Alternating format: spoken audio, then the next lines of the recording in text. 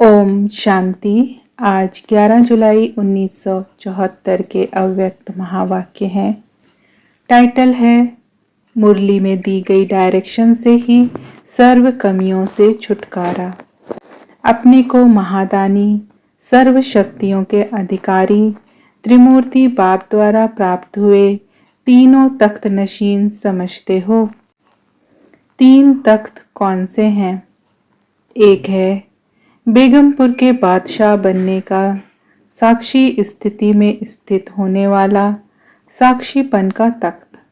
दूसरा है powerful master सर्वशक्तिमान बाप समान सबूत बनने वालों का बाप का दिल रूपी तख्त। तीसरा है भविष्य विश्व महाराजन का तख्त। क्या इन तीनों तख्तों के अधिकारी बने हो?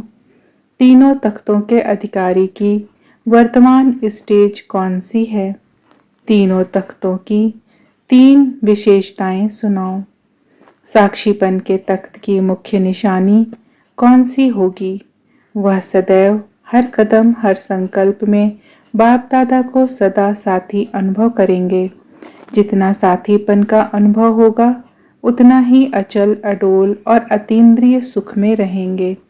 उनका हर बोल बाप के साथ दिखाई देगा। जैसे बाप दादा प्रैक्टिकल में सदा के साथी ऐसे हैं जिसे आप अलग करना चाहो तो भी नहीं कर सकते।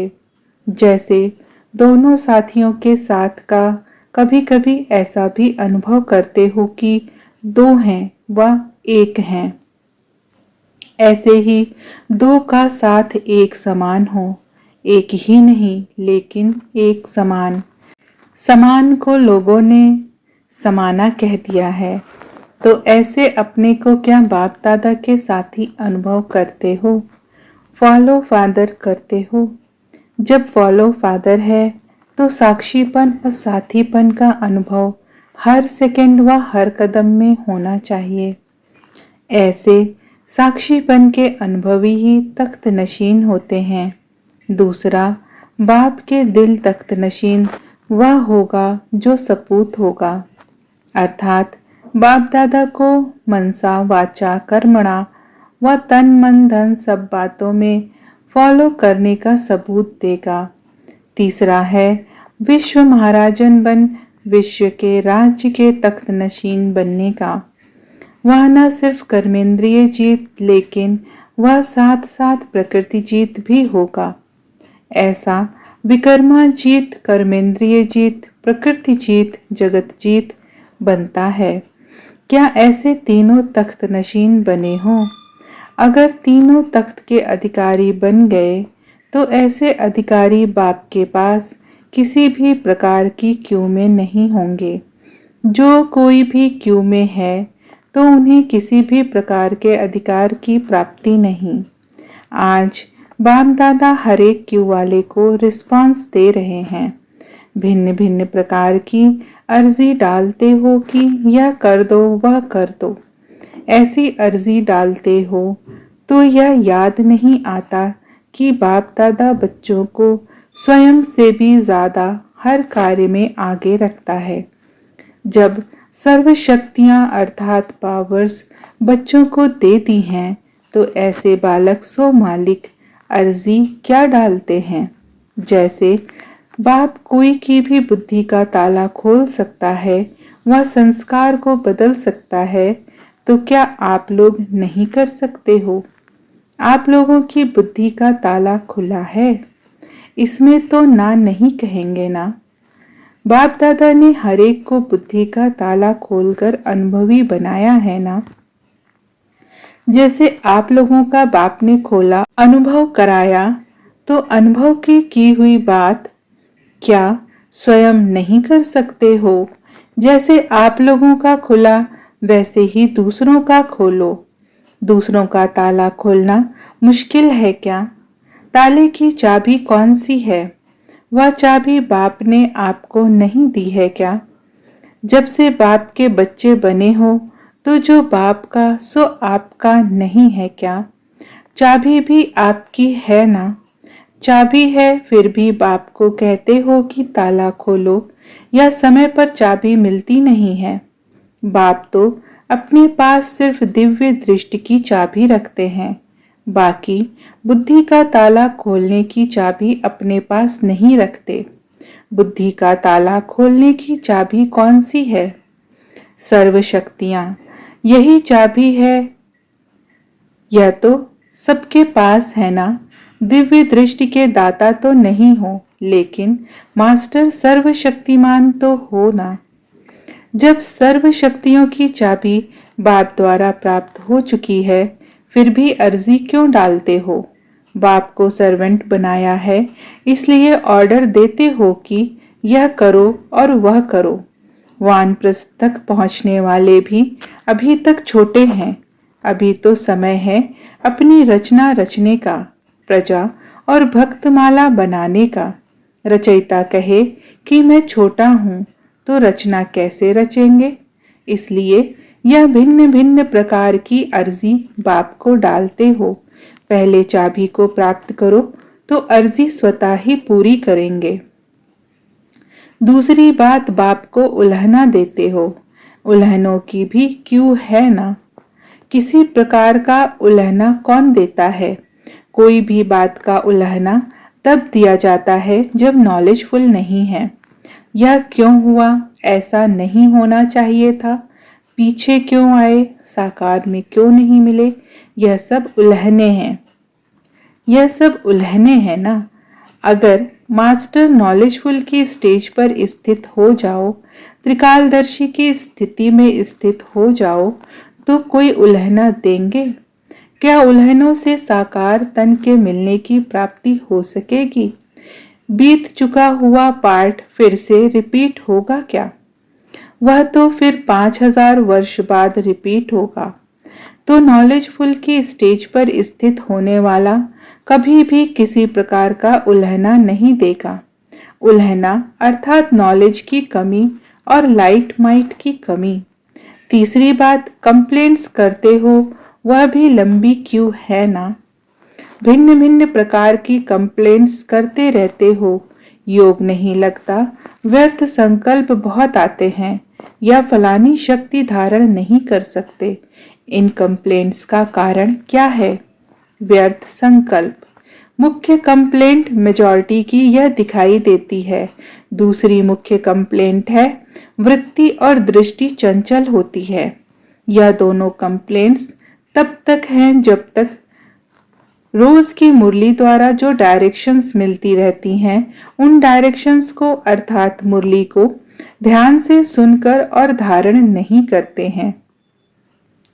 व्यर्थ संकल्प चलने का मूल कारण यह है, जो ज्ञान का खजाना हर रोज बाप द्वारा मिलता है, उस खजाने की कमी है।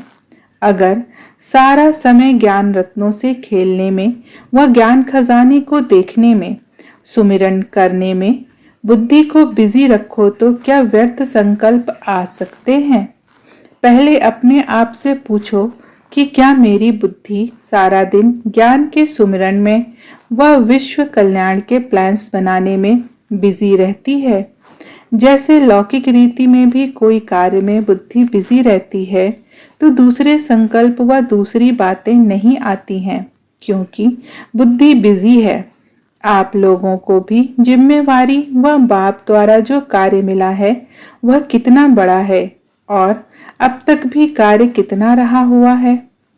अभी विश्व की टोटल आत्माओं के हिसाब से 5 पांडव निकले हो। इतना रहा हुआ कार्य और साथ साथ अपने विकर्मों को भस्म करने का कार्य है। कितने जन्मों के बोझ को भस्म करना है? 63 जन्मों के पाप कर्मों के खाते को भस्म करना है।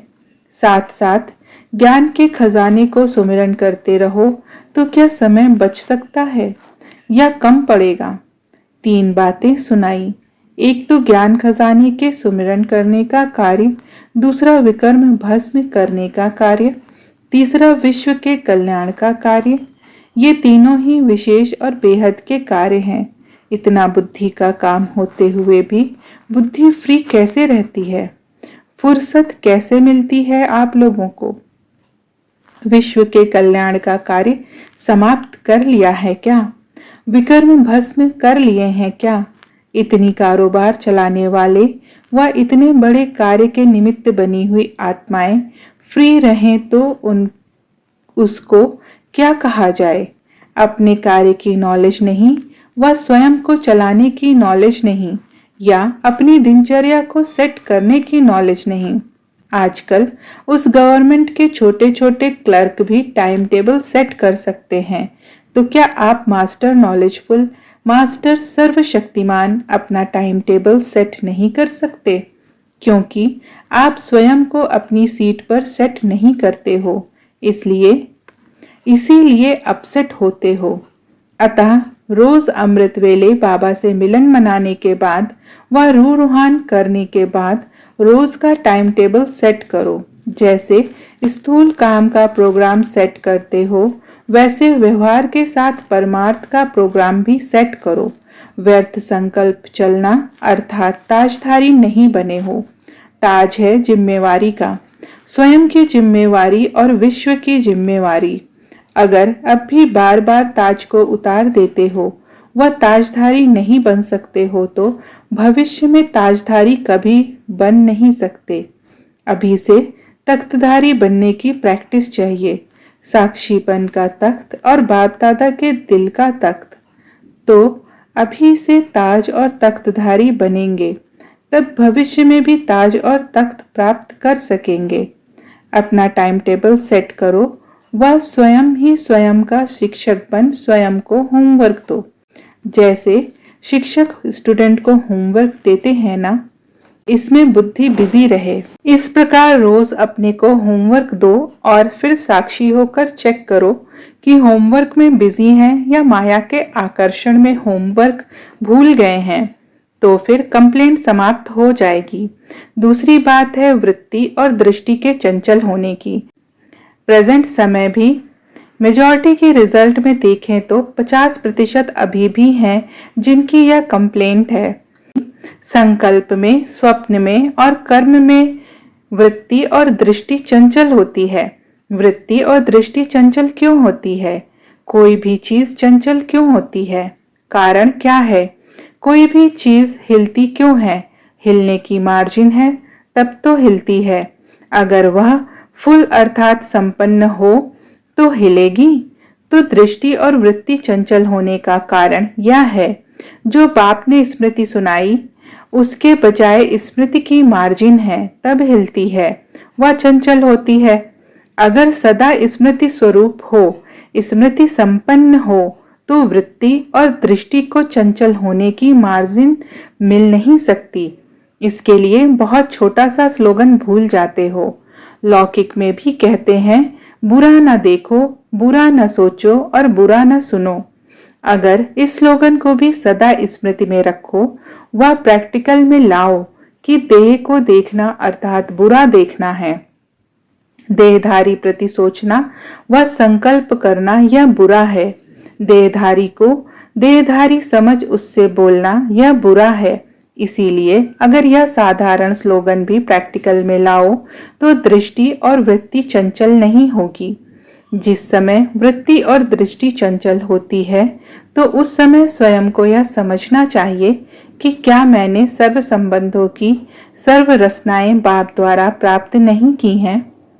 कोई रस रह गया है क्या कि जिस कारण दृष्टि और वृत्ति चंचल होती है?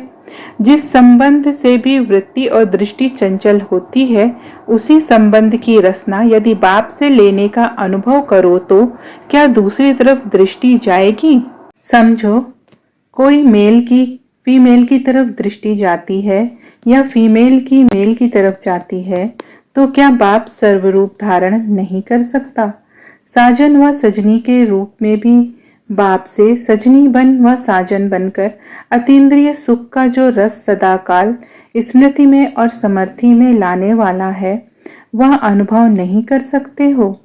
बाप से सर्व संबंधों के रस व स्नेह का अनुभव न होने के कारण देहधारी में वृत्ति और दृष्टि चंचल होती है। ऐसे समय में बाप को धर्मराज के रूप में सामने लाना चाहिए और स्वयं को एक रौरव नरकवासी व विष्ठा का कीड़ा समझना चाहिए और सामने देखो कि कहाँ मास्टर सर्वशक्तिमान और कहाँ मैं इस समय क्या बन गया हूँ। रौरव नरकवासी विष्ठा का कीड़ा ऐसे स्वयं का रूप सामने लाओ और तुलना करो कि कल क्या था और अब क्या हूँ। तख्त नशीन से क्या बन गया हूँ।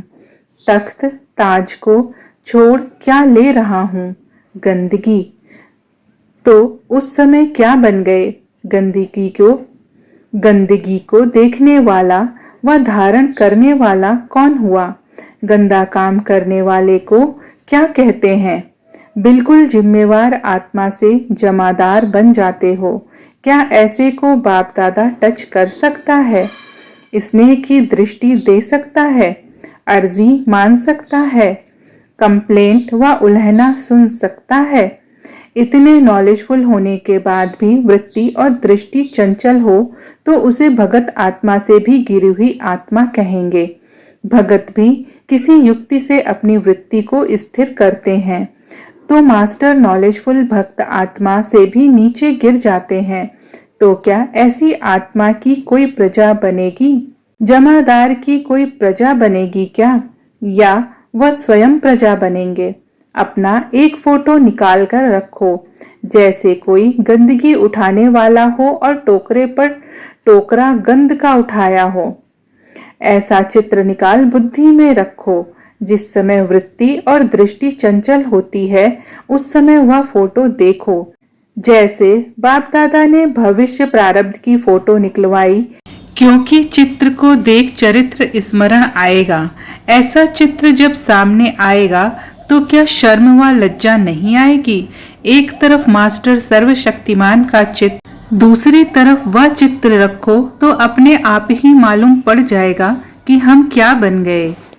मास्टर सर्वशक्तिमान के आगे अभी तक भी वृत्ति और दृष्टि का चंचल होना शोभता नहीं है। पहली गलती तो यह है कि शरीर को क्यों देखते हो। तुमको तो मस्तक में आत्मा को देखना है ना। मस्तक में मणि है ना। मस्तक में मणि के बजाय सांप को क्यों देखते हो, जिससे विष की प्राप्ति हो जाती है। पहली गलती तो यह करते हो कि जो मस्तक के बजाय शरीर को देखते हो। कई कंप्लेंट करते हैं कि वातावरण और संग ऐसा है, साथी ऐसे हैं। दफ्तर में बिजनेस में काम करना पड़ता है, संपर्क में आना पड़ता है।